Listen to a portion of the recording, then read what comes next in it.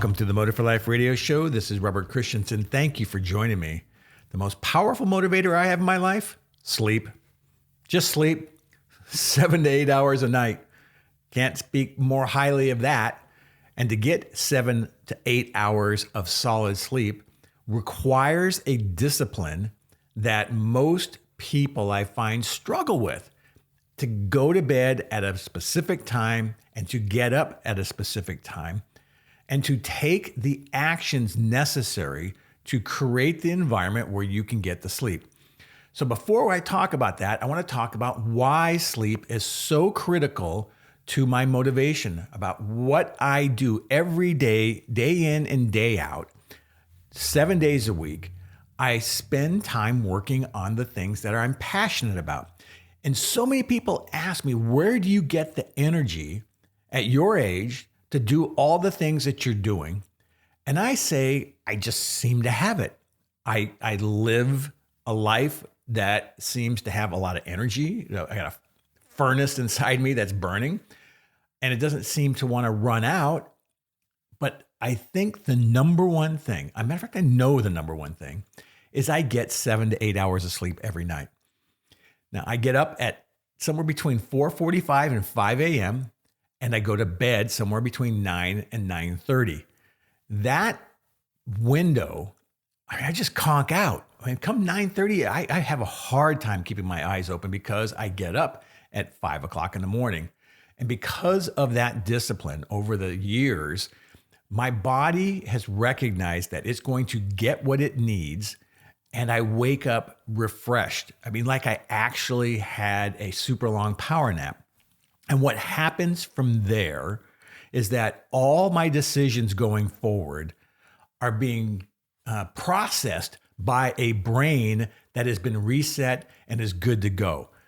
Now, I find some of the times I make the worst decisions in my life are when I'm tired or when I'm hungry or when I haven't had, the decision-making power to make a choice that was right for me. And I went with the easier choice, the softer choice, instead of the one that was good for me. Now, I know motivation is much stronger in the morning than it is in the afternoons and evenings.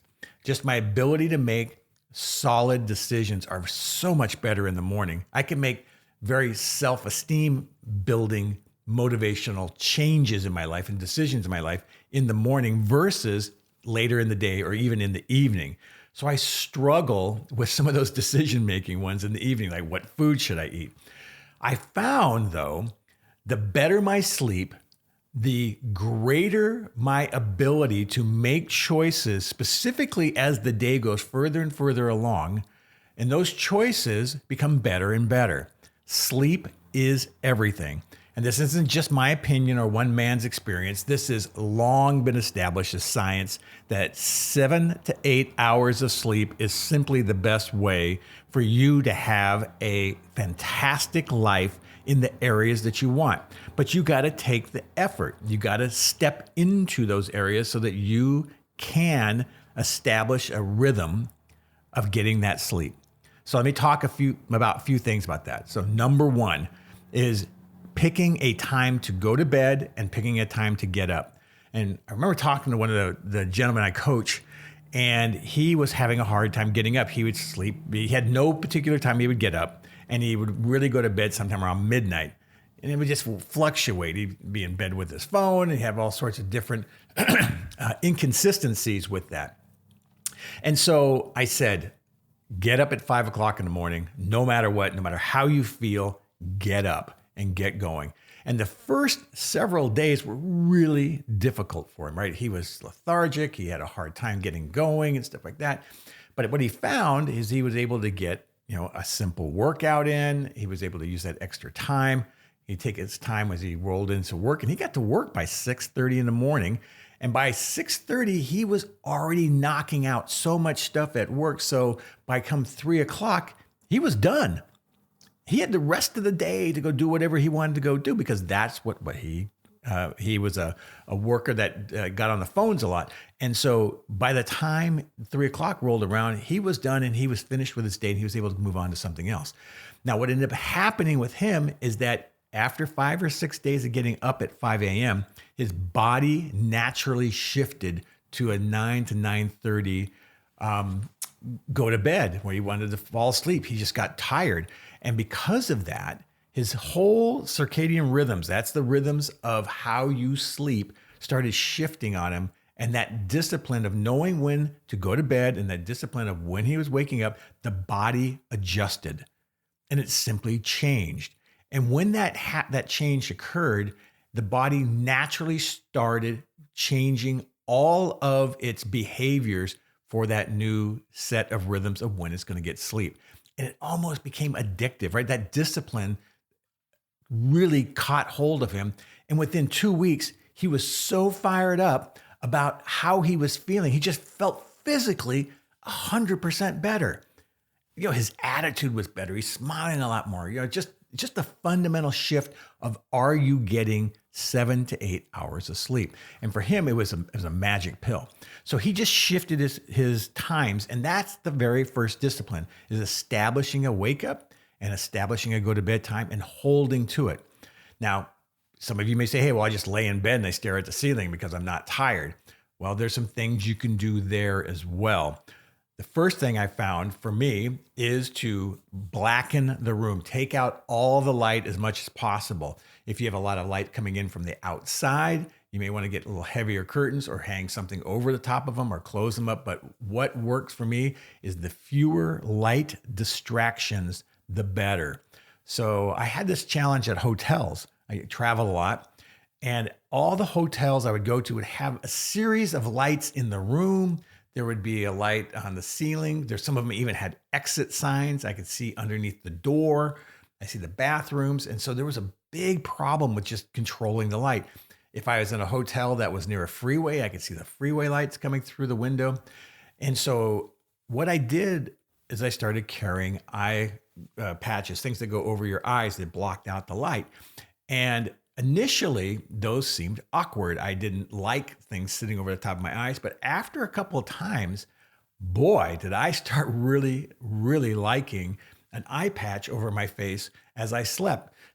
Now, depending on the size of your head and what you're doing and your hair and stuff like that, I ended up having a set of eye patches that were custom made, just simply sewn, custom made. I use air quotes on that one. My wife sewed them for me and they were beautiful. And they went over my eyes. And so over time, I started learning these tips and tricks to shut down the light. So that was in hotels. But when I came home, I controlled my room. I was able to get all the lights and turn them down, if not off. That included the clock lights, any of my phones, any of the lights that might be from power sources, any of the light that came around from the outside of the curtains. So I blacked out the room. And once I blacked out the room, man, I just conked out just like that, because there was no light to distract me. So that's the one trick. And the next thing is I stopped using my phone about an hour before I would go to bed. I just turned off my social media. I wouldn't keep checking my phone. I wouldn't look at the news. I wouldn't look at Facebook, any of that kind of stuff, right? Instagram, TikTok videos. I find that anytime I start digging into that before I go to bed, my sleep is disrupted. It's just a fact. I turn that stuff off and I stay off of it until I get up the next morning, and I'm up for at least an hour before I go and check anything. That's been huge for me because I create the sacred time by which I'm going to go to sleep. This is the most sacred time, my 7 to 8 hours of my sleep, because everything else depends on it. Everything, my health, my mental capacities, my psychology, my decision-making abilities, my ability to drive a car, just how I feel about myself, my relationships with my family, all of those things, my career, how I handle money, everything is based on the decisions about how I feel and my physical well-being at that time. Fantastic. Okay, here's a couple other things. I make sure my room is somewhere between 62 to 64 degrees, specifically, if I can, right? So sometimes, it's just hot here in Southern California. I can't control that, but I don't pile a bunch of blankets onto me. I put a fan on, but I try to lower the temperature as best I can. So if it's cool in the evenings, I'll leave the windows open and put an extra blanket on. And that also helps me settle in. It makes me feel a lot more cozier, right? As I start dropping into sleep because I feel the cool air. That has also been very, very helpful for me. And I'll leave you with this last one. And that is, I started using a while back, so quite a while back, I started using things that would help me fall asleep, like rain noise or, some of those background noises like a rainforest or a thunderstorm or anything that ambient sound. It helps considerably. And after a while, I found for me, I didn't need it because I just was able to fall right asleep. Excuse me. And so when I'm able to, if I get a little scrambled and I come into bed and the things are not going the way I want them there today, I will go and turn on that ambient sound and it will soothe me, make me feel better, and I will fall asleep pretty rapidly. And the ambient sound systems I have will play for an hour, maybe play for an hour and a half, and then they shut off. At the end of the day, though, all of these things add up to 7 to 8 hours of sleep. And it's the most powerful thing that I can do for my motivation. It's the most powerful thing that I can do to live a good, meaningful life because I feel good. All right, this is Robert Christensen with Motive for Life. Thank you so much for joining me. I hope that you are enjoying your life. I hope these podcasts are valuable to you. And I will talk to you next time. Bye.